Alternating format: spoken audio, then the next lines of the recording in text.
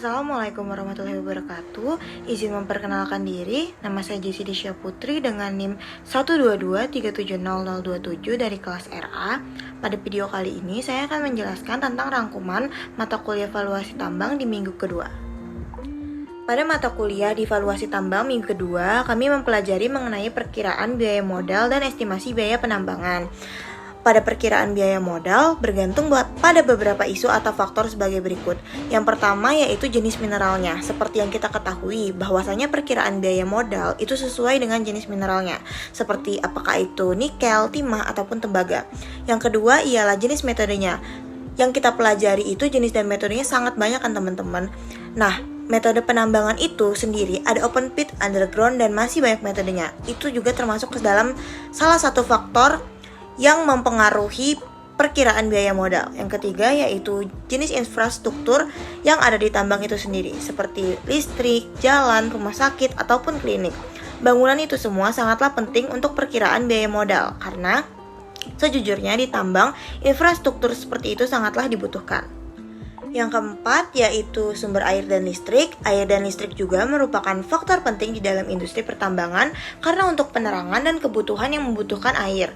Yang kelima yaitu topografi. Topografi mempengaruhi biaya modal karena sesuai dengan alatnya. Contoh case-nya yaitu jika topografinya terlalu mencuram, tinggi ataupun landai, itu semua berpengaruh ke kerja alat beratnya dan juga bedanya harga perkiraan biayanya dalam proses mengeruk atau pada saat mengambil materialnya. Selanjutnya yang terakhir yaitu cuaca dan iklim. Cuaca dan iklim juga sangat mempengaruhi biaya modal. Mengapa? Karena jika musim hujan, pekerjaan itu akan berkurang efisiensinya. Karena hal terburuknya akan terjadi pengerjaan yang di-skip karena curah hujan atau cuaca yang tidak memungkinkan untuk melanjutkan pekerjaan. Nah, selanjutnya kita akan masuk ke dalam estimasi biaya penambangan nih teman-teman. Estimasi biaya penambangan itu ada dua jenis. Yang pertama ada surface mining, yang kedua ada underground mining. Pada kali ini kita akan membahas keduanya, tetapi yang pertama kita akan membahas surface mining dulu ya.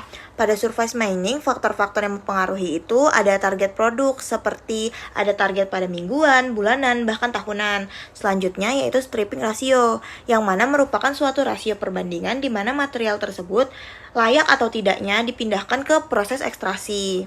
Nah, selanjutnya yaitu profil jalur angkut nih teman-teman. Profil jalur angkut itu sendiri untuk ke biji atau ke disposal. Berikutnya ada estimasi powder factor. Estimasi powder factor ini termasuk dalam perbandingan jumlah volume material dengan bahan peledaknya teman-teman. Selanjutnya yaitu underground mining. Pada underground mining ini terdapat faktor dalam estimasi biaya penambangan, yaitu ada desain area kerja, menghitung biaya alat kerja, penyediaan kerja untuk operasional, menerapkan biaya peralatan, upah, gaji, dan seterusnya nih. Terdapat juga perbandingan estimasi biaya penambangan terhadap eksploitasi pendapatan.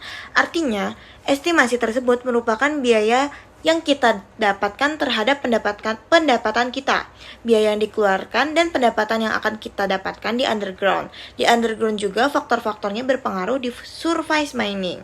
Mungkin itu saja yang bisa saya sampaikan, kurang lebihnya saya mohon maaf. Wabillahi taufiq wal hidayah. Wassalamualaikum warahmatullahi wabarakatuh. Terima kasih.